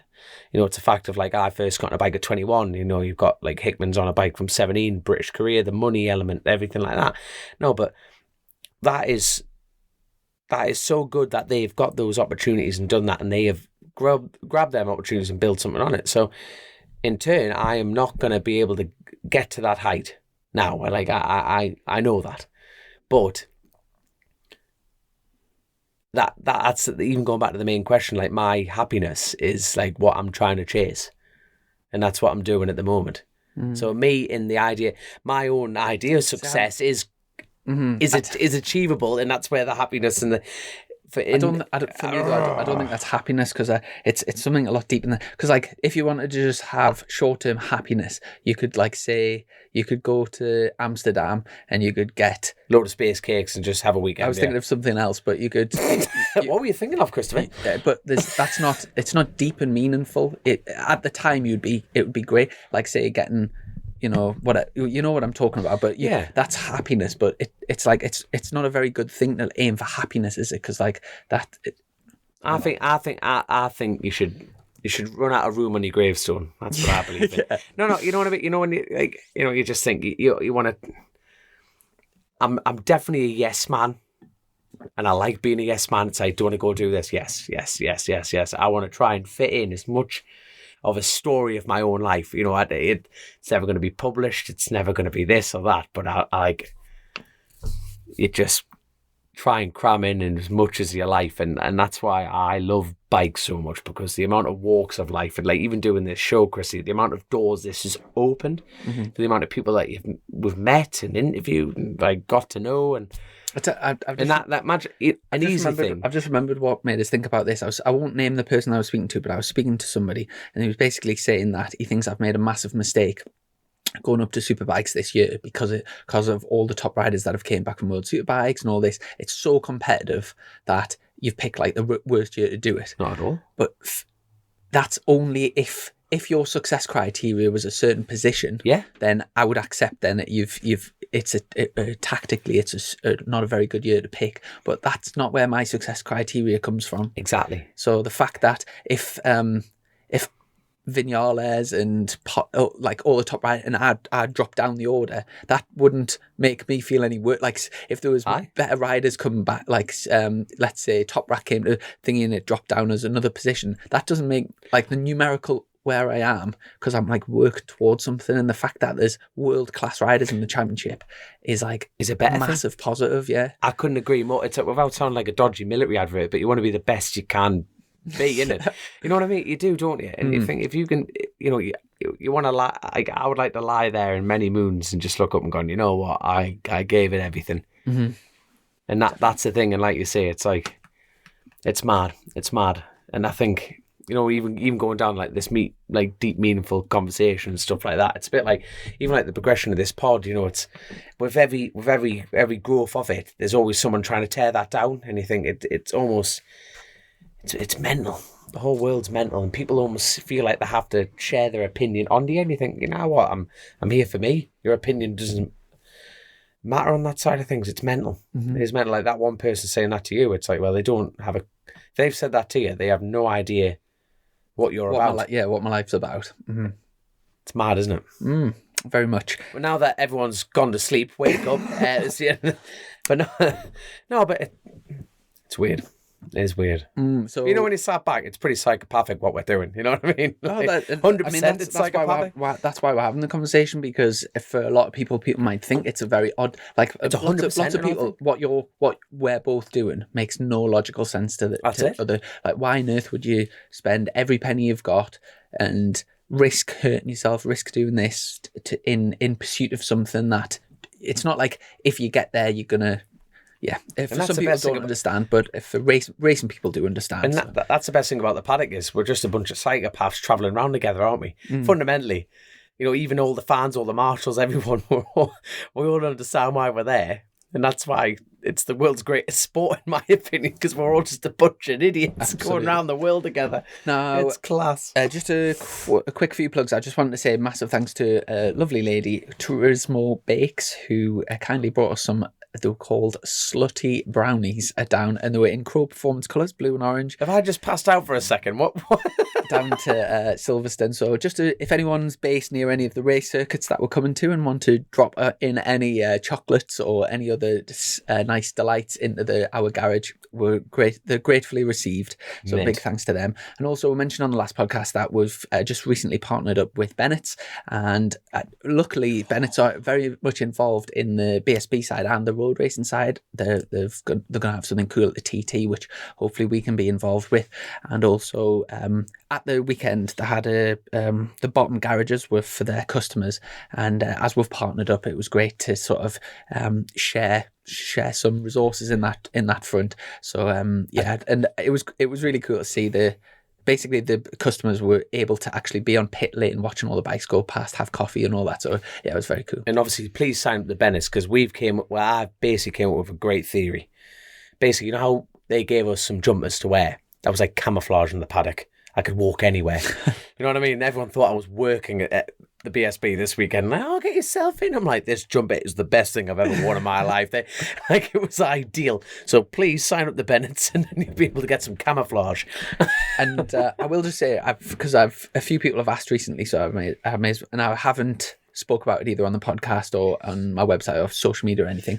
But quite recently, I've had quite a big change in my life, and after after teaching so I did my teacher training straight after doing my degree, and then I've done 3 years teaching, and I've been people know that I am working as a teacher part-time, so I did Monday, Tuesday and Wednesday, and obviously I also do the podcast, and I work for Global Moto, looking after all my proper title is social media executive, but executive that wouldn't be going on. Shut up, man. Yeah, but anyway, I look after all the social media work on that, and then obviously with stuff with the podcast and a few other things I do, it was just becoming, I was kind of spinning too many plates, and especially with moving up to Superbikes this year and having a heavy involvement with organising and running the team as well, it basically just made it impossible to do everything well. I could have probably managed to do it all, but I would have been doing everything mediocre, and I didn't think that was fair on anybody really. So I made the decision to hand my notice in at work, and Jesus. So from it was like a couple of weeks ago now. So yeah, I've just before the Easter holidays basically. So yeah, I'm no longer actually working as a maths teacher anymore, and in between the racing, obviously still working for Global Moto, who are one of my main sponsors, and sponsor the shows Colchester Kawasaki, and and a few other things that I'm doing as well as the racing. So yeah. What they're going to call you now? Because you had like the teacher written in your boots and all sorts. You're going to have to change your title. Well, I haven't got anything. I've still got the maths, and obviously there is a link to maths, and I'll still be doing a bit of tutoring and stuff. But is that what was that like 20, 28-year-old, 27-year-olds, gorgeous blondes? Is that your kind of market for the tutoring element? No comment. No. So I just thought I would mention that, just because yeah, saves people asking. He's one of the lads now. He's one of the lads. That's all. I will just mention as well. I won't mention the student by name, but on my last day, I was given a very lovely gift, and it was very touching. So one of my students that I've taught for a few years now. He didn't know, so it was Monday was my last day, and I told him the week before that I was going to be leaving that week, but he obviously presumed it was going to be on the Wednesday, and so on the Monday I told the class that it was my last day, and he came up to us at the end of the class really concerned, and he said, "Oh, I've bought you something," and I thought it was going to be Wednesday. Oh, what a He said, fella. what time will you be still in school? And I was like, I'll be back for an hour for a meeting. And he said, all right, great. I'll go home and I'll get my mum to come back and drop us off. So I didn't even get to see him. He just left it at reception, and it got to us. But it was a good luck coin. It comes in a proper little case. It says good luck. And then on the back it says, if you remember that the greatest strength comes from within, you can do anything. So how nice is that? So if it might even be listening, and I was incredibly touched by that. It was very, very kind. Fair enough. There we are. So yeah, but Did you get any wine? You wouldn't have got any wine. I'll drink the wine for you. Do you know what? It was funny because I've worked at the school for 3 years, and a couple of times we have socialised together, but I've missed it with racing. I've never ever socialised with the department, and we did actually have a leave and do. We did one of those escape rooms. I don't know if you've ever done one. Aye. But then went out for a meal and went out. I wonder how many of the staff members have gone, who is this guy anyway? He's been here for 3 years. Really? I know. But we don't see him. But it as it happened, we ended up having a brilliant time, and it was I've really enjoyed working there, and I will definitely miss the staff and the kids. But I say, you can't do everything, and Wait, the mad thing is, you've got the degree, you've got the experience, and it's definitely a career that you could walk into anywhere in the country and get a job. You know what I mean? They're crying out for teachers and everything like that. So it's definitely a career there if you chose to take it back up. You know what I mean? So you're doing the right thing for yourself at the moment. So fair play to you, son. Fair play to you. thanks And very much. there you go. And if that fails, you can go back to spinning plates in the circus. You know, Now, so we'll have actually squeezed a couple of podcasts in. So we're going to be podcasting again tomorrow, and then Have we actually got anyone sorted? Not yet, but we will. And then, so yeah, by the time this goes out, you'll have just raced at Cookstown, and you'll be at Tandragee next week. So if anyone wants to go and watch, is it free to watch at Tandragee? It is, but please buy a program. Yeah. You know what I mean? Is that how the club get the money back in? Pretty much, yeah. So obviously, these clubs don't run on fresh air. They need the money in, and that is the best way of doing it. You can advance buy tickets and everything like that. The paddocks are open and everything. But if you come over, just at the end of the day, I think the program price comes to like a tenner. But you know what? It's a tenner. It is a lot of money, but it's not. If you want the sport to go, if you've made the effort to turn up at a road race, try and give something a little bit back. With the greatest spectacle in life is entertainment, isn't it? So you gotta pay your way. So no, awesome. And obviously, basically, test was on Thursday gone, and weekend coming is Oulton Park. It's one of the best tracks in the country, I would say. Fantastic place to come and spectate. Check the weather, and if it's looking like a nice weekend, get yourself down camping. Camping is just on trackside. It's whether you're coming with the lads or if you're coming as a family or a couple, it caters for everything. There'll be live bands, and it's a great weekend. And if you are coming, pop down to our garage and come and say hello. But and I think that wraps everything up. Anything else to go? Nope. Not that I can think of. Is there still room on your fan wall? Oh yeah, there's all. I made that sound like I want to join. No, I meant for the listeners there. all year round. So yeah, I've got a big sort of supporters wall on the garage boarding, so you can buy. So I've got small squares which are 5 centimeters by 5 centimeters. We've got 10 centimeters by 10 centimeters or 15 centimeters by 15 centimeters. But obviously on the garage boarding, and you get also put into a Facebook group where I do like behind the scenes. We do giveaways and stuff, live streams, all that sort of stuff. So obviously as businesses can sponsor us and promote the businesses, but if you're just an individual and you want to help us out, then that's a great way to get involved. So appreciate for the opportunity for the plug, and yeah, massive thank you to all of our sponsors, Colchester Kawasaki, all of our patrons, and we'll really look forward to the next podcast. So take care and catch up soon. See you in a bit, son. Chasin the Racin, Powered by Colchester Kawasaki. Part of the global Moto Group, we supply new Aprilia, Moto Guzzi, Vespa, Royal Enfield, Kawasaki, Sim, Mutt and Benelli motorcycles.